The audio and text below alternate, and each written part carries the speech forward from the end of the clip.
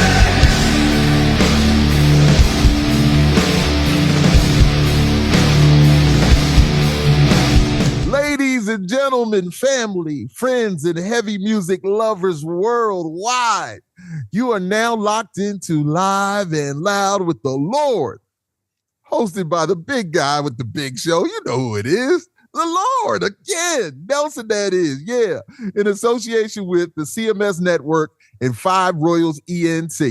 And today, I have another special guest because the storm is rolling in heavy. Yeah, I like that. I like that. So our guest brings a sound that shakes the ground, rattles the soul, and rides the line between dark, heavy, and absolutely unforgettable, with crushing riffs, thundering grooves, and a vibe that hits you straight in the chest. They've carved out their own lane in the world of heavy music. So family, get ready to feel the power because the storm has arrived. So without further ado, I welcome for you the mighty Thunder Horse. What's going on, bro? Appreciate the fantastic introduction. Thank you very much. Man, it's all love, man. We got the great Stephen Bishop here.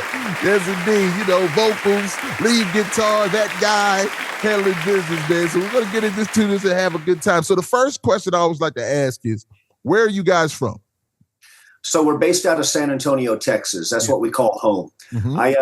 We kind of live in a bunch of different places, but right. At one time we all collectively lived in San Antonio, so we still call that our home. Gotcha. So San Antonio. So every time I think about San Antonio, well, let me even before I say that, what's the best thing about being from San Antonio? Let me say that. Man, everybody says the food. The food's amazing in San Antonio, right? And truly, San Antonio is like the heavy. It used to be the heavy metal capital of the United States or the world. Really? It was like back in the day. San Antonio was responsible for breaking a lot of huge bands, which now would be like Judas Priest, Iron Maiden. They all kind of got their kickoff on the radio in San Antonio. Right. Awesome. So you said the food. Now that's what I was going to go into. So Charles Barkley, of course, from basketball fame, he raves about the churros. And a few other things, that he says. We don't have to talk about the things he says. Barkley's always got some funny commentary. San Antonio.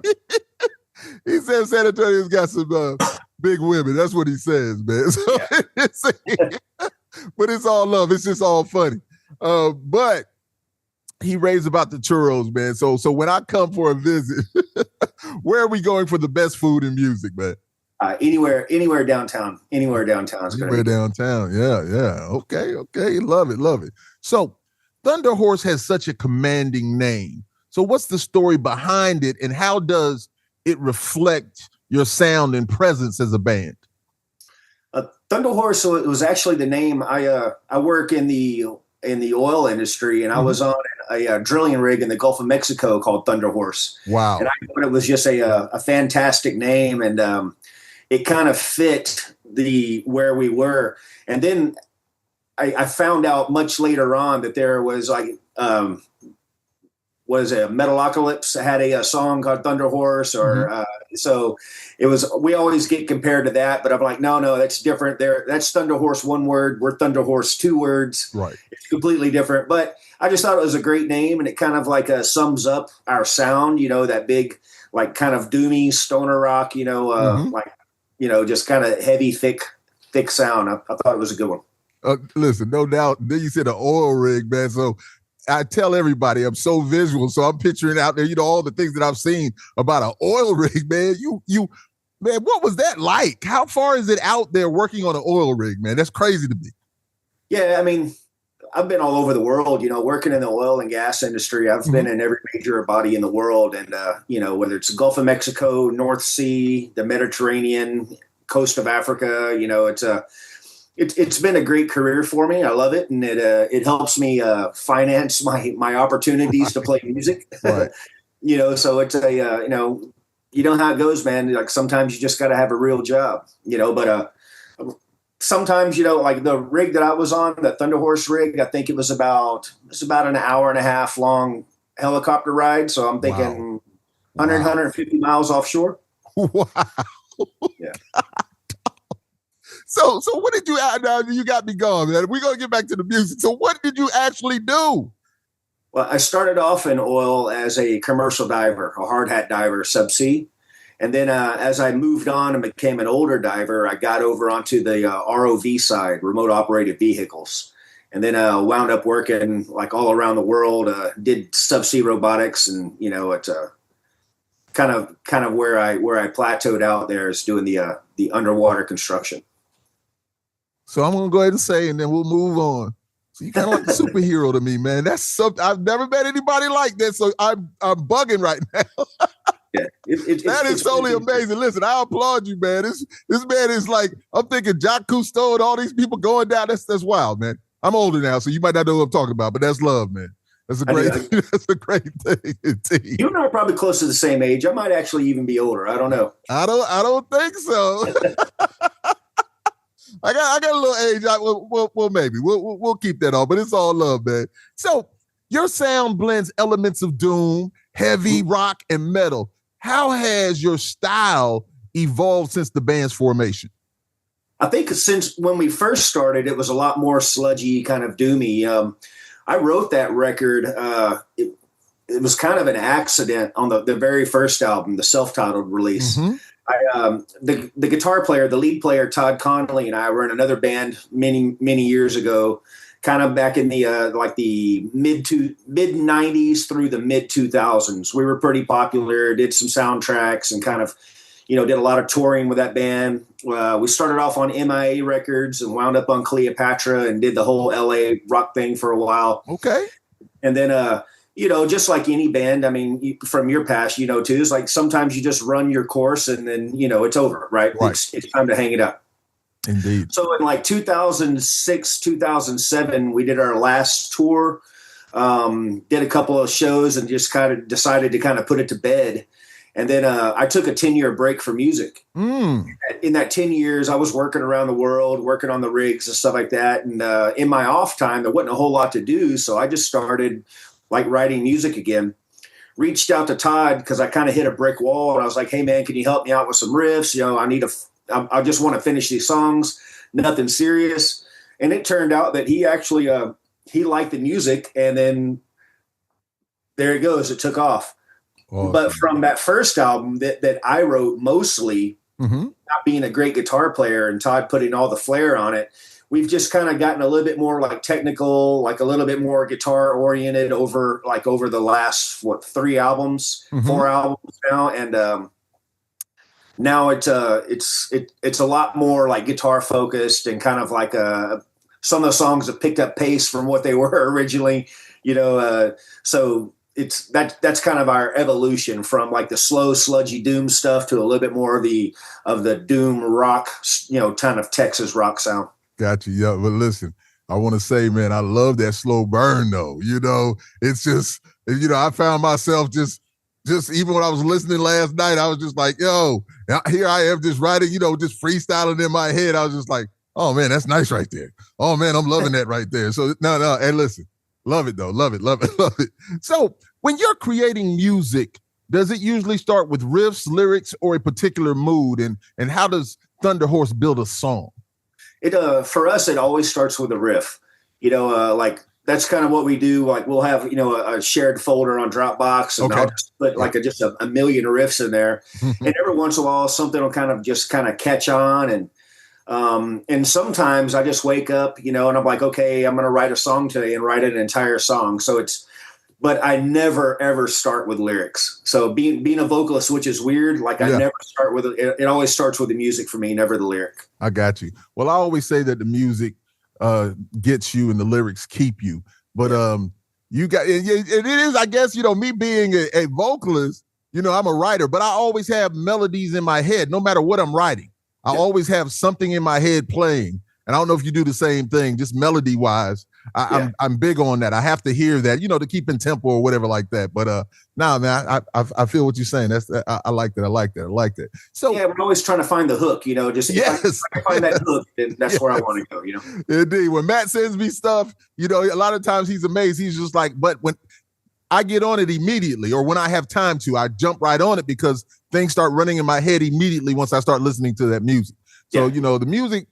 The music is important, man. The music is the foundation of it all. It is very, very important, man. So you pray that you can have those great sounds, and it seems like you have amazing musicians that play with you, man. So I love it, man. Most definitely. So many of your songs have an atmospheric, almost cinematic quality. Mm-hmm. So what themes or ideas do you find yourselves returning to in your writing, or does it just change however you're feeling? It does change, like we try to, there's a little bit of a concept to it. So the 3 studio albums we put out have all had a horse on the cover, right. The theme. And we're fortunate to have a really good friend, gentleman by the name that goes by Pig Hands. He's a fantastic artist. Right. And he's done all the album covers. And each of the albums kind of has a little bit of a post-apocalyptic, or a doom metal band, right. So it kind of follows that theme, and this next album would be like the 4th horse, So that's kind of where it's going, and a lot of our lyrics cater to that. We don't write a lot about like optimism and shiny happy days. We're not that kind of band, But we're also not like we're not morbidly depressing. You know what I mean? Right. We try to write a little bit about certain things. And, of course, everybody wrote a bunch of music during the COVID era, right? Mm-hmm. Where you just had time to do shit. Right. So, there's like some obvious, I'm mad at the world, songs and things like that. But, right. I'm an equal opportunity hater. I hate all politicians, regardless of their political affiliation. So there's a lot of FU politics songs too. Got you. Hey, no doubt about it, man. You guys are doing your thing. And once again, the vibe that you guys have I really love it. It's just a good feel to me. I can't talk for anybody else, speak for anybody else. I just know how I feel where I'm just doing this, man. So once again, I like that slow burn that you guys have. It's a great vibe to me. It really is. Thanks, man. I appreciate that. You guys are known for powerful live shows. Yep. So how do you approach translating your heavy layered sound to the stage? That's one of the biggest challenges. And when I told you about that band that we had back in the past, we were like an industrial metal band, and right. We kind of really focused on the live show. So we're not afraid to kind of go out there and do something new. We use screens, projection, crazy lighting. Sometimes we'll run like sample tracks and stuff like that because, right. It's we don't want to bore people. And when you're playing, a 45-minute set of, 60 BPMs, you know what I mean? You don't want to get people into a rut, right? Right. So you have to kind of mix it up, use visuals to your advantage. We try to be high impact on stage. And even though some of the songs may be slow and sludgy, we try to be as entertaining as we can and, and just feeling the music. So I got, so in my mind, I'm saying to myself that you guys understand what it takes to be entertainers. You guys are entertaining the crowd. So even with what you're saying, it's slow and sludgy or whatever like that, but it's just still, it's just dope.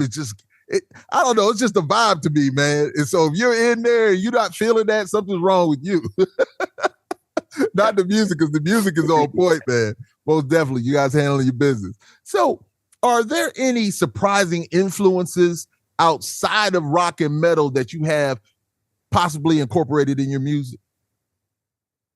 Yeah, believe it or not, like we come from a variety of like very different backgrounds. Todd is more like in the classic rock, bands like Robin Trower and stuff like that. Mm-hmm. Dave, our bass player, is like into like, like T-Rex and, just like all kind of like that era of bands, And I come from like more of like a like hardcore and industrial and like punk scene, right? Right.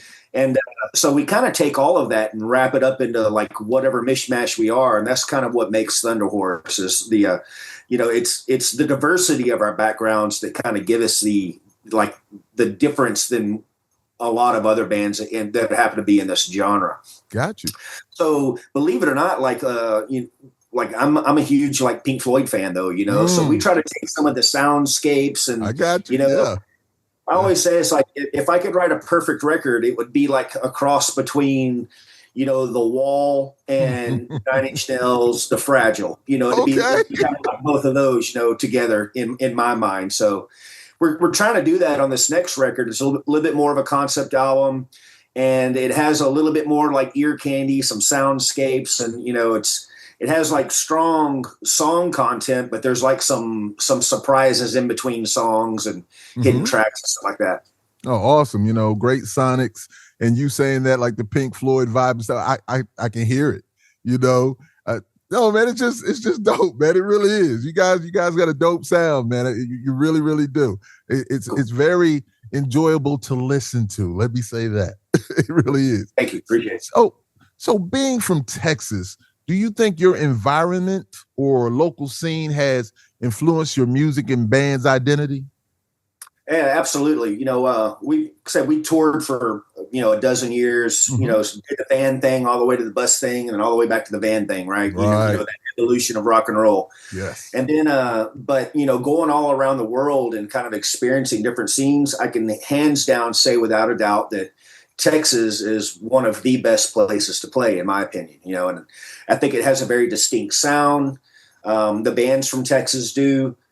There's just a character to the music that's different than a lot of other places. And the scene is like really strong, like you can go see live music 7 nights a week in any given town in Texas. So that's a great thing about it is like, Texas is just, and it's huge, right? So you can do 5 or 6 shows just in one state, right, and never see the same people twice, Right. So it's just one of those like just massive places. And if you can make it in Texas, like you know how it goes. It's like we all thought, oh, we have to run out to LA or we have to go to New York, right, or we have to go to Chicago. There are people just becoming just as successful in Texas as there are in any of the other key states. 100%. Texas has enough. The population of Texas is big enough to support to where you can go platinum just there. You can really do that. Yes, Texas has that fan base, has the numbers to support, the band. So yeah, I always tell Matt, I was like, Matt, man, we need to do a run through Texas, man. That's what we need to do. We need to hit some spots there. It'll be easier for him. I just fly into to Dallas and we do what we do, man. So I like the fact that you said that, man. I'm gonna have to get on him a little bit harder about that. Indeed. So every great band has its own dynamic.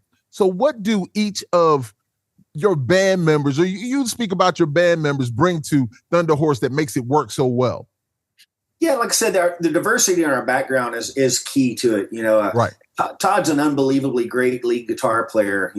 He's he's inspiring to be, and he gets a lot of like recognition for being just really good. And he has a lot of like feel and soul in his hands.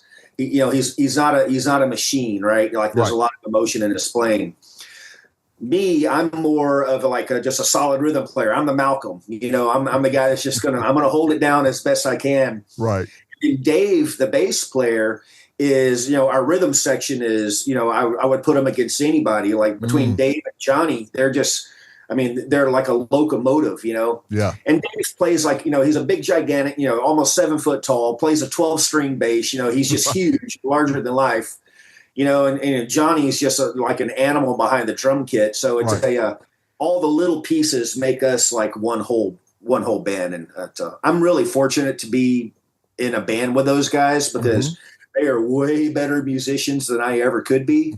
And I'm just happy to be able to play with them, honestly. Hey, respect to him, man. Once again, you guys have an amazing sound, and I can hear it. So being that, though, have you had any major challenges as a band, even before, have the members changed from how long have you had the members that you have right now?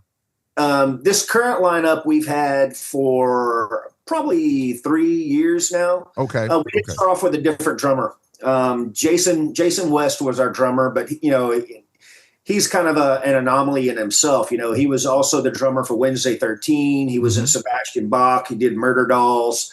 Back in the 90s, he was in a band called Neurotica, which was really popular, like in the era, like the Stuck Mojo era and stuff like that. So it's like Jason was just a really great musician, but he was so busy that it got to be difficult for us to kind of like work our schedules out. Got you. And we've known Johnny since he was a kid. He was in another band that we toured with back in the old days. We would always meet up on the road.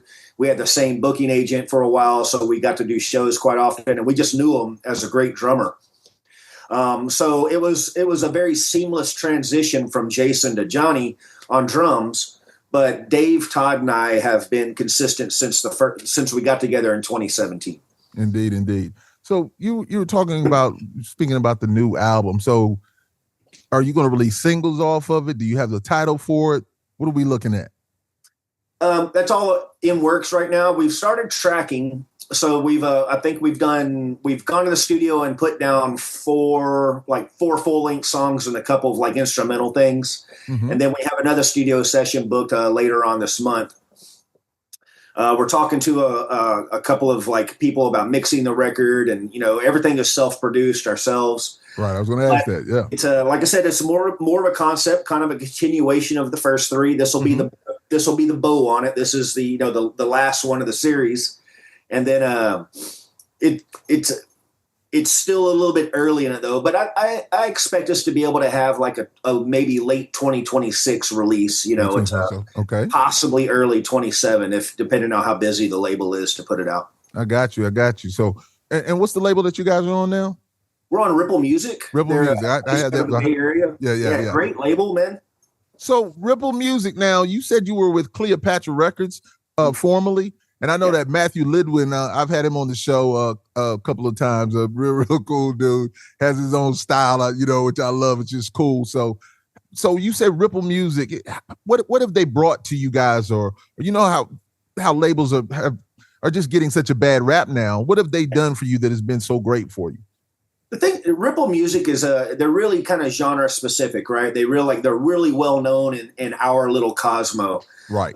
So like if you're into the stoner doom, like psychedelic rock, stuff like that, you absolutely have some Ripple Music bands in your collection. Got you. And Todd Severn, the owner of the label, is just super duper supportive. It's the business has changed. It's not like it used to be. Like the day of the $100,000 record deal are gone. They're never coming back. It's never going to happen again, right?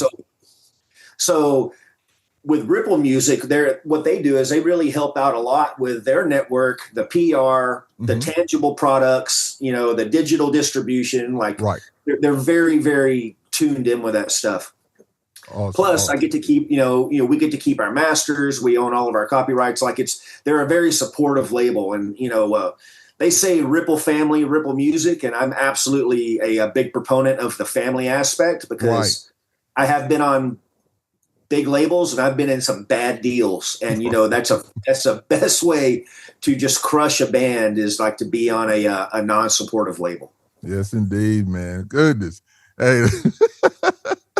I'm laughing, man, because I'm just thinking about a whole lot of things right now. A lot of stuff that's running through my mind, but. Yeah, man. But, you guys being the creatives that you are, and it's obvious that the talent is there, and you guys are really, really making some great music. And I'm looking forward to what's coming out next, man. You know, just from talking to you, the things that you said. So let me ask you this, though. What does success look like to you? You've been in it for a minute. So what does it look like to you? Man, you know, we're kind of at that point in our lives and our career where we're really just happy to put a record out and go out and play. Right. The days of me hopping in a van or a bus and taking off for 3 or 4 or 5 months are well past me. Right. So we're all well into our 50s now, you know, and it's just kind of that thing now where we're just really excited to put the music out. We're excited to be on a label that supports us putting the music out. Yes. They don't try to control us. They don't try to tell us what we can and cannot do, unlike some deals we've had in the past. And so to me, success is being able to put music out and to have people just still show up or be interested, you know, because, you know, being a touring musician yourself, you know, it's not like it used to be. It's different. It definitely is. We really kind of focus on like the festival tours and like doing fly-ins, things like that. That's kind of our bread and butter now, rather than doing like long 4 or 5 month long tours, you know, as a support act or a headliner. Well, look, man, because it's difficult being out there on the road, man. Yeah. People don't understand how good it feels to be at home. Now, even though when you get at home, you kind of like, man, usually I'm on the stage right now. You know, I can remember my wife was like, "Are you here? Are you here?" Yeah. And if I'd hear any song, I can remember Rich playing a certain soundtrack, you know, of music before we went on stage. And anytime I would hear like Foreigner or Boston or anything like that he would have playing, man, I'm gone. And my wife was like, "Where are you?" I was just like, "You got to forgive me." You know, I said, "That song right there." And she just looks at me and she shakes her head. Yeah. But man, oh man, now listen, I understand that clearly. So I kind of want you to get on your soapbox right now. Mm-hmm. Why is Thunder Horse a must watch and listen? I think we're a must watch and listen just because, you know, it's organic music. You know, it's all real. It's all like original riffs, original lyrics, original, like, you know, instrumentation. It's, and which is nice because if you listen to the most popular like modern metal now, a lot of it is it's very, very good, very, very technical, but it's very, very good and very, very technical, right? You know, it's like we try to be a little bit more like a little bit more soul driven, a little bit more bluesy. You know, we try to bring that aspect to it, and we're just not a modern metal band, you know, like our heroes are the Sabbaths, the Mountains, you know, they're the Robin Trowers, the bands like that. Those are the bands that we really like, just dig and we want to sound like. Of course. So, you know, and we try to bring it visually. We try to sound great. We try to look great on stage and give the people like what they came to see. We're definitely not boring. You know, I'll put that out there. So, I think that's one thing that makes us stand out, and that's what we bring to the table, I believe. Awesome. Great. I listen. Beautifully said, young man. Beautifully said, indeed. So let me ask you this question. Who are you beyond the music? Man, I'm a family man. Like, it's my wife and I. We've been together for 27 years now. Ooh. You know, to show my age a little bit there, but you know, I get up every day. I love my job. I love doing what I do. I love being in the band. And I'm kind of at that point in my life now where I've stopped hunting for the next great thing. You know, I'm very content with where I am. I love the guys I jam with. I'm not trying to do anything different.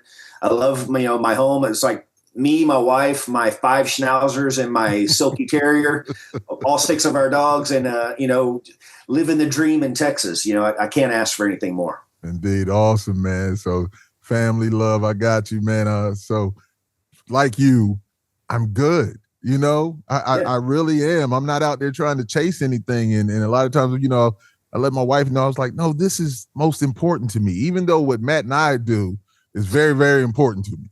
And I love when he sends me music. He just sent me like a remix of one of the songs of one of the next songs that we're going to release.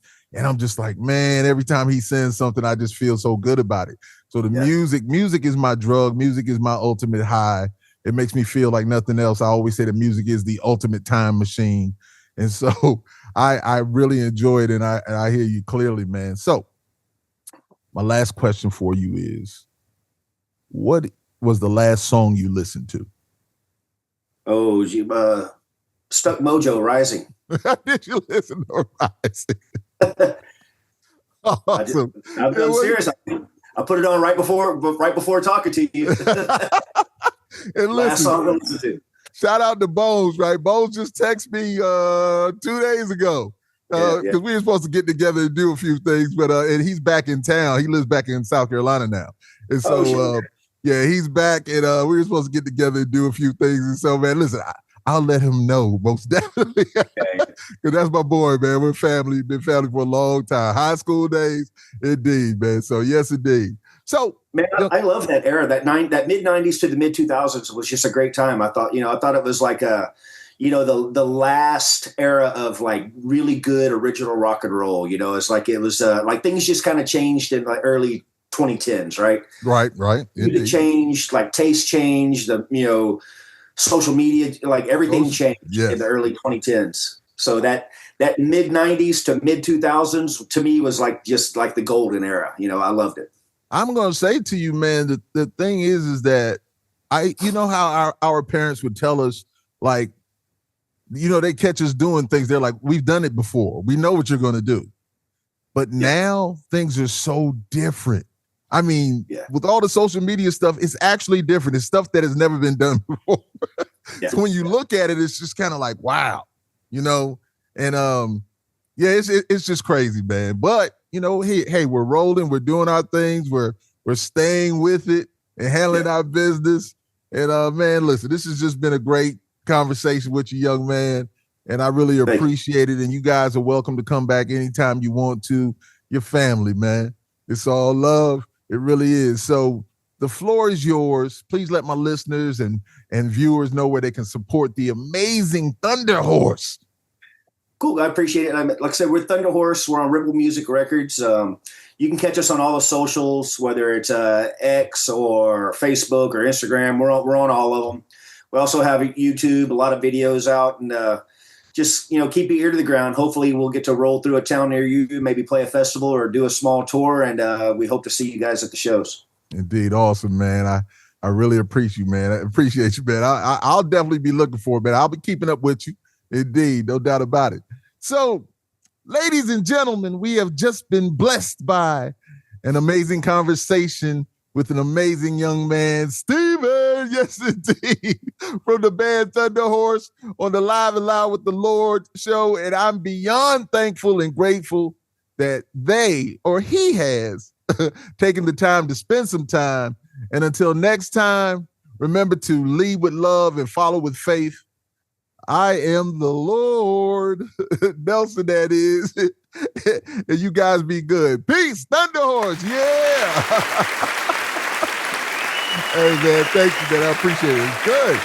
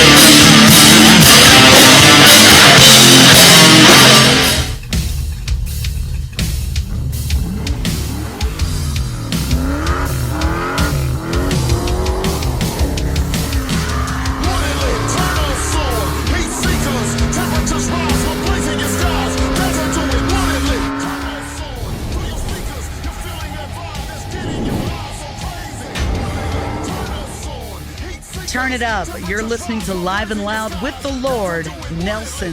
Hey guys, it's your girl Jade, and you guys are watching Live and Loud with the Lord, Nelson. That is.